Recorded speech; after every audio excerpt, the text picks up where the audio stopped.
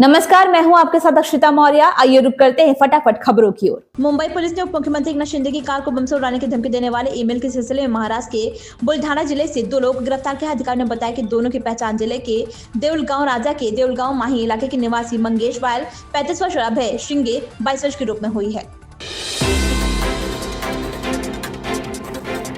आप नेता आतिशी के बयान पर बीजेपी की राष्ट्रीय महासचिव दुष्यंत गौतम कहते हैं, आतिशी को इस बात की चिंता नहीं है कि महिलाओं के खातों में पैसे आए हैं नहीं।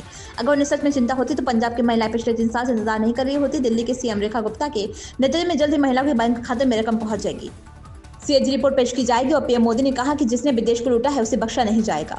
आतिशी जी को इसकी चिंता नहीं है कि बहनों महिलाओं के अकाउंट में पैसा पहुंचे, क्योंकि अगर चिंता होती तो पंजाब में 3 साल आज तक इंतजार नहीं करना पड़ता। चिंता होती तो लोकसभा चुनाव दिल्ली में भी कहा था भिजवा देते। उनको चिंता मुझे लग रहा है उनके अकाउंट में 2500 रुपये आने चाहिए, उसकी चिंता अपने को लगी हुई है, क्योंकि उनको पैसे से बहुत प्यार है। इतने भ्रष्टाचार उनके शासन में किए गए हैं, लेकिन मोदी जी के सरकार के नेतृत्व में, मोदी जी के आशीर्वाद से सरकार चल रही है। रेखा गुप्ता जी के नेतृत्व में जल्द ही बहनों के अकाउंट में सम्मान निधि पहुँचेगी। ये हमारा संकल्प है और संकल्प को पूरा करना, मोदी जी का संकल्प भी पूरा करना गारंटी होती है।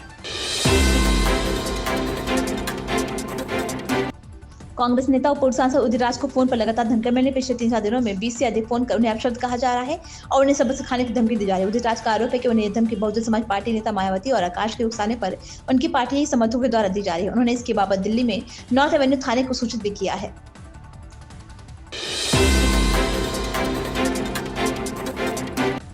उपराष्ट्रपति जगदीप धनखड़ ने शुक्रवार को भारत में मतदान प्रतिशत बढ़ाने के लिए यूएसआईडी की तरफ से कथित तौर पर किए जा रहे वित्त पोषण पर चिंता जताते हुए कहा कि जिन लोगों ने देश के लोकतांत्रिक मूल्यों पर इस तरह के हमले की अनुमति दी है उनका पर्दाफाश किया जाना चाहिए।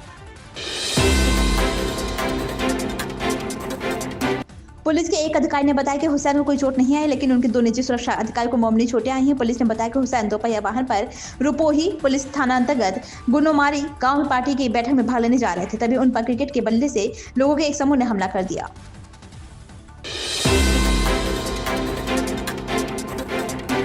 कांग्रेस नेता पवन खेड़ा का कहना है कि हमारी सरकार के दौरान पेश की गई सीएजी रिपोर्ट और वर्तमान सरकार के दौरान पेश की गई सीएजी रिपोर्ट के बीच अंतर भी देखा जाना चाहिए। सीएजी रिपोर्ट को संसद में पेश भी किया जाना चाहिए, न कि केवल उन राज्यों में जहां तक उन्हें अनुकूल बनाती है। एक की जो सीएजी रिपोर्ट जिसके ऊपर काफी बात हो रही थी उसको टेबल भी करेंगे, यमुना की सफाई भी नहीं। सीएजी रिपोर्ट्स वो कहीं की भी हों, किसी भी राज्य की हों, केंद्र सरकार पे भी हों, टेबल करनी चाहिए।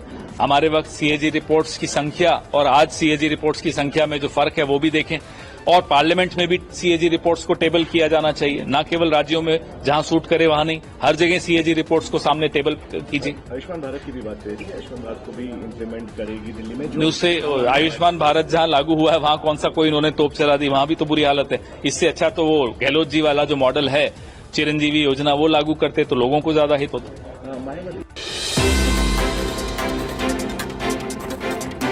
कांग्रेस संसदीय दल के अध्यक्ष सोनिया गांधी को दिल्ली के सर गंगा राम अस्पताल से छुट्टी मिल गई है। उन्हें कल सुबह पेट से जुड़ी समस्याओं के चलते यहां भर्ती कराया गया था। उनकी नियमित जांच की रही है। असम के मुख्यमंत्री हेमंत बिस्वा शर्मा ने कहा कि असम सिविल सेवा भर्ती में घोटाले की रिपोर्ट को आए हुए 3 दिन बीत चुके हैं। हैरानी की बात यह है कि अभी तक कांग्रेस सांसद गौरव गोगोई का इस पर कोई बयान नहीं आया। उन्होंने कहा कि गौरव को अपने पिता का बचाव करना चाहिए। मुख्यमंत्री मोहन यादव कहते हैं, आज हमारी सरकार ने शिक्षा मंत्रालय के माध्यम से 12वीं में 75% से अधिक अंकों के साथ उत्तीर्ण होने वाले 90,000 से अधिक सरकारी स्कूलों के छात्रों को लैपटॉप दिए हैं। जहां भी हमने प्रतीकात्मक रूप से छात्रों को लैपटॉप प्रदान किए हैं, हमने उनके प्रत्येक खाते में 25,000 रुपए की राशि जमा की है।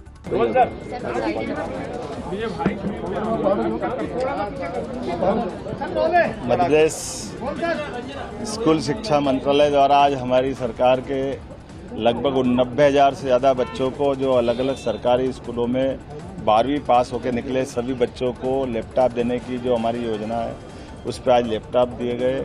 कई बच्चों ने अपने अनुभव भी शेयर किए। ऐसे बच्चे जिनके घर में बहुत कठिनाई है, किसी के घर में पिता नहीं है, कोई बहुत मजदूरी करके परिवार में बच्चे पढ़ा रहा है। यूपी के मुख्यमंत्री योगी आदित्यनाथ ने विपक्ष के सवालों पर जवाब देते हुए कहा कि प्रधानमंत्री नरेंद्र मोदी के नेतृत्व में बीते 1 दशक में देश में 25 करोड़ लोगों को गरीबी से निकाला गया है और हमारी सरकार ने यूपी में 6 करोड़ लोगों को गरीबी से निकाला है। प्रदेश में निवेश आ रहा है। मुझे पूरा यकीन है कि वर्ष 2029 तक यूपी की अर्थव्यवस्था 1 ट्रिलियन की हो जाएगी। इन खबरों में बस इतना ही। बने रहिए हमारे साथ।